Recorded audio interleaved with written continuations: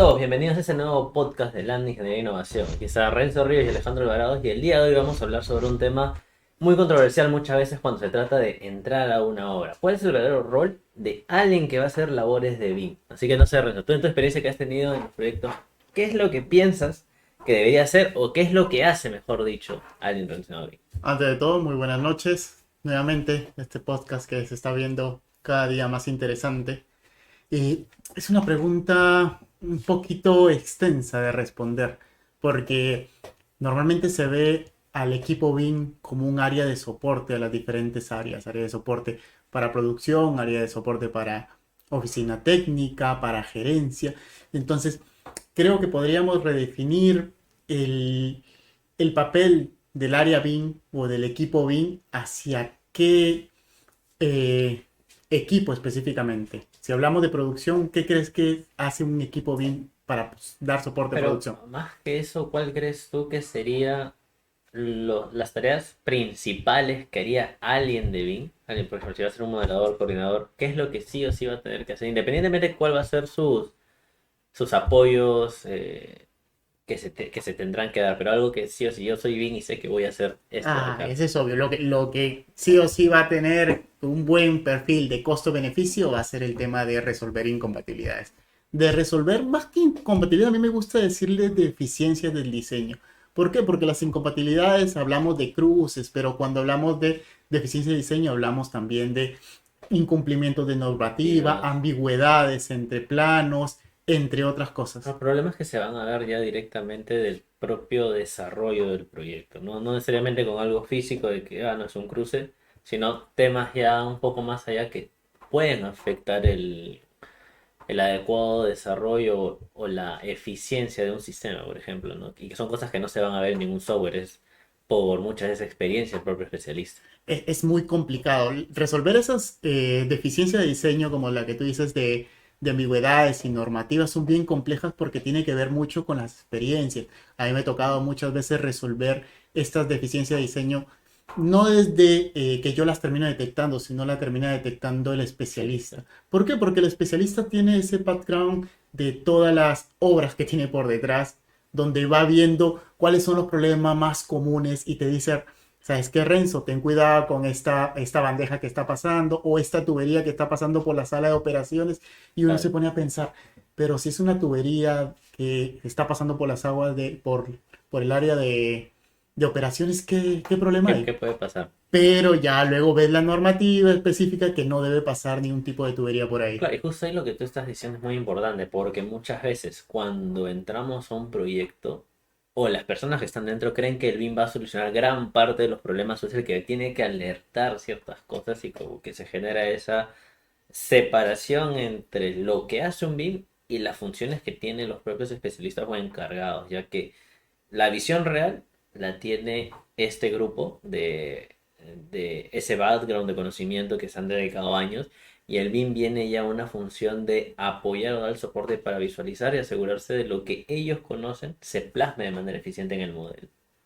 Específicamente yo llegué a mencionar en un podcast anterior de cuáles eran los pasos que yo creía que eran necesarios para poder compatibilizar, donde primero sectorizaba el área a liberar que iba a ser el área que se iba a construir.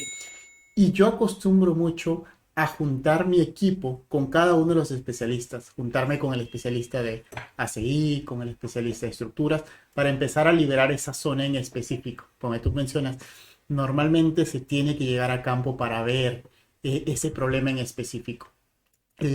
Referente a esto, ¿cuál crees que debería ser el papel del modelador para estudiar estas normativas? ¿Crees que el modelador y el coordinador, en general el equipo BIM, debería conocer sobre estas normativas? Claro, ahí no la normativa en sí, porque son un montón de cosas por leer, documentos, va a ser bien difícil que una sola persona pueda conocer de todo. Entonces Ujú. sí van a haber criterios generales que se saben en toda obra, ¿no? Por ejemplo, algunos lineamientos rápidos. Las bandejas eléctricas o de comunicaciones no pueden tener ninguna tubería que pase líquidos Sí. por encima. Ujú. Otro que es una buena práctica es todos los ductos deberían estar o en la parte superior o no deben pasar tuberías por encima de ellos por el fácil mantenimiento. Otro también es evitar los cruces de los ductos porque pueden afectar a los cálculos mecánicos que han hecho. Otra buena práctica puede ser el que todo lo que sea desagüe colgado vaya por debajo de las tuberías de agua fría para que si hay alguna filtración, evitar contaminarlas, ¿no? Entonces, hay ciertas nociones, ciertas cosas que uno sí debe conocer, pero quizás no irse a la nube. Por ejemplo, hay una parte de la norma que ahorita no recuerdo, es la bandeja eléctrica y la bandeja de comunicaciones tampoco pueden ir juntas, no pueden ir una sobre otra, no me acuerdo bien, pero no pueden estar tan cerca por un tema normativo ahora.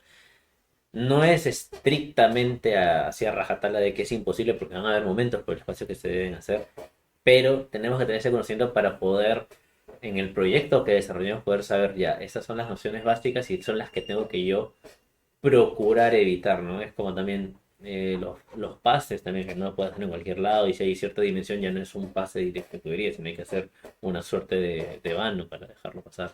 Justo que hablaba sobre ese tema de bandejas, creo que era un 30% de cualquier entre bandejas de eléctrica y bandejas de comunicación. No, no recuerdo muy bien, pero más o menos creo que era 30 centímetros de diferencia.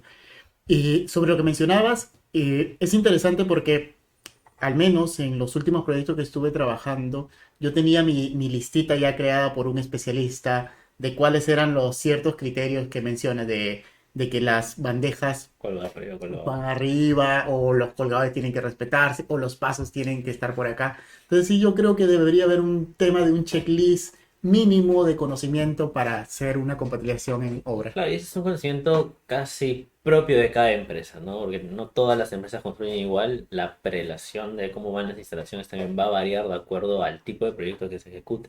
Por ejemplo, yo estaba en proyectos donde si teníamos un pasadizo, en ese era una imagen repetitiva donde ya se tenía ductos van a la izquierda, tuberías de agua potable van a la derecha y por el medio pasan las bandejas y en una de las franjas pasan las tuberías de agua fría y agua caliente, ¿no? Que era más o menos el estándar que se quería realizar. Pero era complicado porque no siempre ibas a tener ese espacio o las dimensiones de los ductos eran muy grandes, pero teníamos algo base para partir sobre ello, ¿no? Es verdad. Entonces creemos que lo esencial que tiene que hacer el equipo BIM es la compatibilización. ¿Cuál crees que ahora debería ser en segundo puesto, por así decirlo? Que creo que es más peleado en ese... Claro, el segundo puesto ya se separa en muchos aspectos, pero creo que el mayor valor que deben ver ahora por la importancia que está dando en los proyectos es la gestión de la información. No solamente como simplemente llenar datos o parametrizar, sino ver cómo con las otras áreas con las que tenemos que coexistir, asegurarse que la información que ellos quieran vaya al modelo y la información del modelo sea amigable de exportar para los ingenieros de calidad, de producción, planeamiento. Entonces, creo que el segundo rol fundamental para un coordinador es asegurarse que la información puede entrar y salir de forma eficiente. Tú que mencionas este tema, ¿has logrado ver un tema de automatización, no para el llenado de información solamente, sino para la auditoría, que la información que se esté llenando sea la correcta? ¿Has tenido alguna experiencia en eso? Sí, claro, cuando ahora hay mucho a la auditoría de LOI que le dicen, ¿no? De Mm. prácticamente el modelo, lo entregas y ellos ya tienen tablas en Excel donde pues, con un simple Dynamo exportas toda la información que tú necesitas, lo tienes en un Excel y luego ya hay plantillas de Excel preestablecidas donde te lee una base de datos y ahí te empieza a salir todos los errores, como hasta un mismo Power BI te lo puede hacer, ¿no? Nuevamente el tema de Dynamo fundamental al momento de gestionar información en proyectos de construcción. Ya hablamos de primer lugar las incompatibilidades, de segundo lugar la gestión de información. Yo creo que habría una pelea ahí y pondría también el tema de el soporte al control de proyecto o el apoyo a la parte de planificación. Sí, claro, el famoso todo sale en un clic. El famoso todo sale en un clic, pero realmente ese soporte, no sé si sería el tercer puesto, más yo lo veo como algo transversal que siempre va a pasar, ¿no? Que no es algo para lo que nos han contratado directamente, pero sí es algo que nos van a solicitar como parte de nuestro proceso. Parte de compatibilizar es asegurar de que se cumpla con un cronograma. La gestión de la información te va a permitir dar ese soporte, ¿no? Entonces, yo en el tercer lugar, yo me iría por asegurarse la actualización del modelo. El rol fundamental que ya es el modelado en sí. Ese sería para mí el tercer lugar. Y de ahí lo transversal sería ya dar el soporte tanto para para el seguimiento de obra, que es lo Ujú. que realmente el mayor valor que hace un BIM en una obra es apoyar al seguimiento, a las planas, al planeamiento y metrados, ¿no? Que son las tareas transversales que se va a hacer. Pero las fundamentales son las que creo que hemos estado diciendo. Sí, la actualización del modelo es súper compleja, especialmente porque los proyectos normalmente no están muy bien definidos. El problema de que los proyectos no estén definidos es que luego repercute no solamente en el tiempo de trabajo del equipo BIM, sino también en el atraso de algunas partidas. En algunas obras yo he trabajado con el tema de las actividades buffer porque no están definidas algunas especificaciones y tengo que trabajar con otras partes del proyecto. Ahora puede estar definido, pero la incertidumbre de los proyectos es abismal, que muchas veces puede pasar algo que no estaba planificado ni pensado y te paraliza el proyecto, se demora, más cuando estás en provincia. Entonces hay cosas que no puedes medir, se atrasa y luego se forman cuellos de botella y el mal visto muchas veces es el BIM, pero no se ve toda la imagen completa, ¿no? Al final el proyecto tiene un inicio, un fin en un proceso y falla algo en esa cadena y todo lo que está después de ese evento mal planificado, todo se ve perjudicado, ¿no? Entonces, ahí nosotros tenemos que procurar tratar de asegurar que el modelo tenga toda la información y cuando se suscite estas deficiencias en el procesamiento de la obra, asegurarse de que el modelo esté con las condiciones óptimas para mostrar cualquier información. Yo voy a poner un paréntesis netamente para tratar de recordar algo. El dolor de cabeza más grande que has tenido como coordinador o como parte del equipo BIM en un proyecto. Yo voy a empezar diciendo de el tema de que en algún momento trabajé en un proyecto un poquito alejado de la ciudad donde el acceso era un poco complejo. Era un proyecto cerca a las minas, de la capacidad de poder trasladar los recursos. En este caso eran unas vigas pretensadas que de 100 que llegaban, más o menos unas 30 se terminaban malogrando en el camino. Para mí fue un dolor de cabeza netamente porque tú sabías que planificabas unas actividades y estas vigas ya estaban enumeradas y cuando llegaban el camión con todas las vigas sabías de que no se iba a ejecutar esos elementos y no se iba a pasar a ejecutar otra área y tú tenías que ver no compatibilice esta parte. Entonces tenías como que armar un rompecabezas para ver qué vigas se malograban y ver qué áreas específicamente se iba a cambiar. Ese es mi dolor de cabeza, no sé cuál fue el tuyo. Claro, el mío, básicamente, los grandes dolores de cabeza que yo tenía sido cuando estaba en infraestructura vial. Básicamente, no por la complejidad del problema, sino por la complejidad del uso de los software. Uh -huh.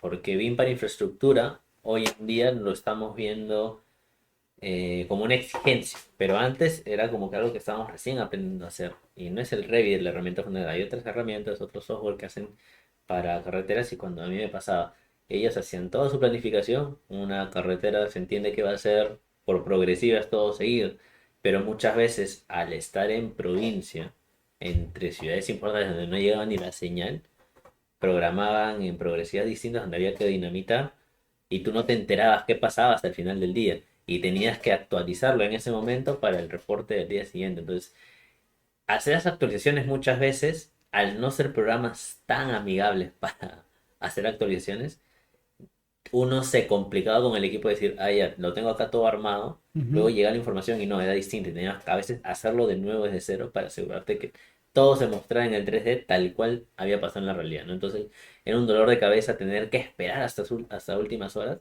para poder actualizar recién la información. No es como en una obra acá en Lima de que tienes todo, sales y lo ves. Actualicemos la lista. Incompatibilidades en primer lugar y por lejos. Segundo lugar, gestión de la información. Tercer lugar, ¿cuál era? En tercer lugar, vamos a dejarlo como la actualización del modelo. Actualización del modelo. Cuarto lugar, vamos a hablar sobre soporte tanto a planificación y a diferentes áreas. ¿Crees que habría alguna otra trabajo que sea como que de BIM o A ver, yo creo que sería el fundamental, ¿no? La coordinación. la coordinación? Y integrar a los equipos, porque al final el BIM, el punto importante del BIM es el trabajo colaborativo, la coordinación entre equipos. Y si el coordinador no tiene la capacidad de poder integrar a todos, nunca va a funcionar ese modelo. Y esa es una de las cosas fundamentales también que tendría que ver. Ese sería excelente para otro podcast, hablar de cuáles son las funciones o los skills que debe tener un coordinador dentro de un proyecto de construcción. Entonces, eso va a ser muy interesante para otro podcast. No sé si quieres despedirte con algunas palabras. Sí, y gracias por haber visto este podcast. Espero que haya llegado a esta parte. Y si quieren saber más sobre temas de BIM o tienen una curiosidad sobre que queramos conversar o que quieran debatir sobre nuestra experiencia, escriban en los comentarios y nosotros vamos a evaluarlo para poder tenerlo como un tema para un futuro podcast. Así que muchas gracias por vernos y conmigo hasta el próximo podcast. Hasta luego, chicos.